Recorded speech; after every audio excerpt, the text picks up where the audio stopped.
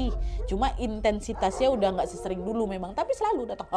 Tiba-tiba kok tiba-tiba. Nah, dengar perkataan suaminya, mau nggak mau Sari pun berusaha sabar lah itu menunggu rumahnya selesai dibangun. Tapi kesabaran Sari malah makin diuji karena nggak lama dari situ muncul lagi kejadian horor yang nimpa keluarga lain.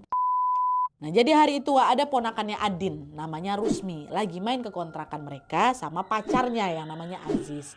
Nah, Aziz ini berasal dari luar kota, Wak. Dan waktu itu dia lagi main ke Lampung untuk ngapelin si Rusmi. Nah, sebelum ke rumah si Sari, seharian itu mereka jalan-jalan sampai hampir maghrib.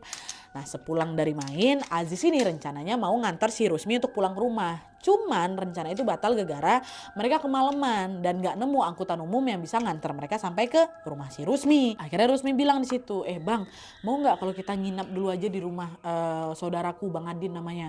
Kebetulan rumahnya juga dekat dari sini. Kalau langsung balik ke tempatmu kan juga kamu capek juga kan. Aku juga nggak bisa balik karena nggak ada angkutan umum. Ya udahlah ya nggak apa-apa. Tapi aku nggak enak. Aku kan belum kenal kali sama saudaramu. Udah nggak apa-apa nanti kenalan dulu. Baik kok orangnya, kata si Rusmi kayak gitu. Dah lah, mereka pun pergilah ini ke kontrakan Adin, Wak. Waktu nyampe, mereka disambut baik sama Sari dan si Adin. Dibolehin juga nginap di sana. Tapi Rusmi tidur di kamar depan, Aziz di ruang tamu, sementara Adin anak beranak tidur di kamar belakang. Sebelum masuk kamar masing-masing untuk beristirahat, suasana malam itu normal-normal aja, Wak.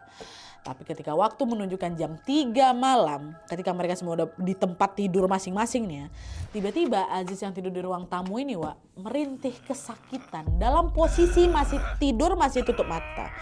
Suara rintihan tuh awalnya pelan memang, tapi makin lama makin kencang sampai bikin si Sari kebangun. Karena kaget dengar suara itu, Sari keluar kamar lah kan menuju ke sumber suara. Ternyata suara itu suara si Aziz. Nah, pas Sari nyamperin si Aziz, Wak, Sari itu udah melihat baju Aziz tuh udah basah kuyup, gegara keringetan. Dia masih ngerintih kayak gitu. Dibangunin sama Sari kan, Jis bangun. Jis, kamu kenapa? Pas bangun wajahnya Aziz udah pucat kali, Wak, napas. Kak gitu kayak gitu. Kayak abis lari keliling lapangan, Wak. Kenapa kamu? Barusan aku mimpi aneh, Kak. Kok kayak gak beres lah sama rumah ini. Hah? Mimpi apa? Situ aja cerita, Wak, kalau barusan itu dia mimpi ngelihat Rusmi pacarnya lagi pakai baju pengantin. Keluar dari kamar depan. Tapi yang bikin si Aziz ini takut, rambutnya Rusmi itu panjang kali, Wak, nyapu lantai. Padahal aslinya rambut si Rusmi itu pendek. Panjang kali ini yang di mimpi ya. Nah, ngerasa ada yang aneh, Aziz panggil lah di mimpi tuh. Yang mau kemana yang gitu. Tapi Rusmi diam aja, Wak. Dia terus tuh jalan-jalan dengan ekspresi datar.